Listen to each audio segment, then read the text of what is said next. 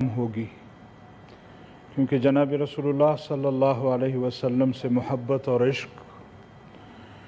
ہر مسلمان کو ہے، اور جس طرح مجھ سے قبل میرے فاضل ممبران نے مختلف احادیث کا ذکر کیا کہ ہم اس وقت تک مومن نہیں ہو سکتے جب تک جناب رسول اللہ صلی اللہ علیہ وسلم سے محبت اپنی جان، اپنی اولاد اور تمام انسانوں سے بڑھ کر نہ کریں۔ یقیناً ہمارے لیے کائنات میں اگر کوئی ایسی شخصیت ہے تو وہ جناب رسول اللہ صلی اللہ علیہ وسلم کی ہے، جو تمام مسلمانوں کی مشترکہ میراث ہے، اور مسلمان ہر ایک چیز برداشت کر سکتا ہے لیکن جناب رسول اللہ صلی اللہ علیہ وسلم کی توہین برداشت نہیں کر سکتا۔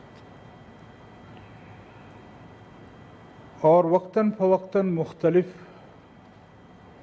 ممالک میں، حتیٰ کہ ہمارے اپنے ملک میں بھی اس طرح کے واقعات ہوئے ہیں، اور ان واقعات کے بعد ہمارا احتجاج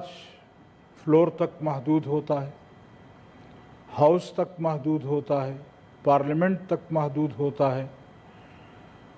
اور جو لوگ پارلیمنٹ میں نہیں ہیں وہ سڑکوں پر احتجاج کر لیتے ہیں۔ لیکن اس روش کو روکنا، اس کے لیے مسلمانوں کو یکجا ہونا ہوگا، مسلمانوں کو ایک فیصلہ کرنا ہوگا کہ آیا اس دنیا کے ساتھ ہم چل سکتے ہیں یا نہیں چل سکتے۔ جہاں مختلف ممالک میں واقعات ہوئے ہیں، انہوں نے بھی کوئی شرمندگی محسوس نہیں کی، اور بعض ممالک نے اب تک اس طرح کے واقعات پر معافیاں نہیں مانگی۔ لیکن میں گزارش کروں گا کہ یہاں ہمارے ملک میں بھی ایسے واقعات ہوئے، اور آج میرے